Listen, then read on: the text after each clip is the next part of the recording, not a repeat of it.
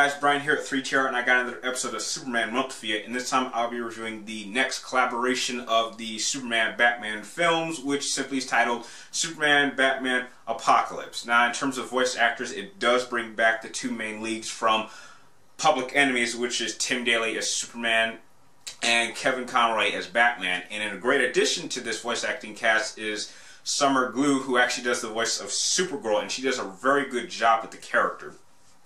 Now, in terms of plot, what happens is that Supergirl crash lands to Earth and automatically is picked up by Superman, who takes her to the Fortress of Solitude and wants to help her out because maybe she's just as lost as he was. However, Batman isn't too convinced about this, and he contacts Wonder Woman and her Amazons in order to take Supergirl to Themyscira in order to train her so she can better have control of her powers. While this is happening, however, Darkseid sends an army of something, I'm not going to mention what, in order to kidnap her, and he succeeds in doing so. So, while Supergirl is being sent to Apocalypse to become his new lieutenant/general of Darkseid's army, Superman, Batman, Wonder Woman, and Barda, who used to be Darkseid's original commander of his army, decide to head to Apocalypse in order to rescue her.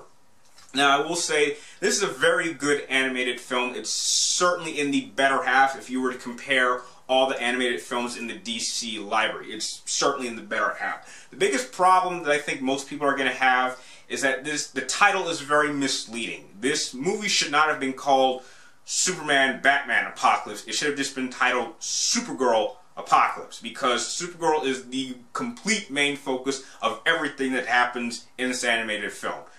All anyone is talking about is what Superman wants to do with Supergirl, what Batman thinks about Supergirl, what Wonder Woman thinks about Supergirl, what Darkseid wants to do with Supergirl. And although everyone is talking about Supergirl, you really don't get a lot of time for her to really develop as a character until the very end of the film. For the first half, she's kind of like a teenage, has like a teenage girl bratness about her, but that's to be expected because she's still a teenage girl. She just has all these really enhanced powers. The whole second act, we don't really get to see her as much. By the third act, that's really where she truly shines as a character and stands apart. And if the movie had really added more screen time with her in it, it's even as Supergirl, it would have made for still a really great animated film. The fact that Batman and Superman are thrown the titles, they really don't play as big as a role as they should.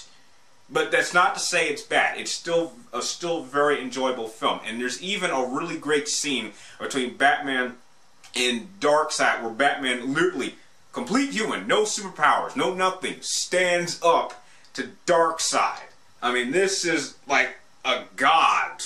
Almost. The master of the Omega Force stands up to Darkseid and makes him actually concede to Batman's wishes. How he does it, I'm not going to say, but it's a pretty amazing moment, and I would say that's something not even Superman or Wonder Woman could do. As you can tell, I really enjoyed this film, and I think you guys will too, especially if you're a big fan of the DC Trinity like I am. I just wish that they had stayed more true to the real focus of the story with the title and spent more time developing Supergirl's character. Because I think the reason they decided to name it Superman Batman was simply because of marketing ideas. Because I think the idea of having a title of Supergirl is not going to appeal to most people, and maybe it'll push people away. So maybe using Batman and Superman as a name will draw more people in. And although I think it worked for the most part, I think it's very just misleading. But again, as I've said many times throughout this review, it doesn't hurt the film. It's very enjoyable, which is why I'm absolutely glad to give it a B+. If you like this movie review, please like, comment down below, and please subscribe to track to read my future episodes of Superman Month. And please join me next week when I'll be doing my review of Superman All-Stars. Thank you guys for watching. I'll see you next time.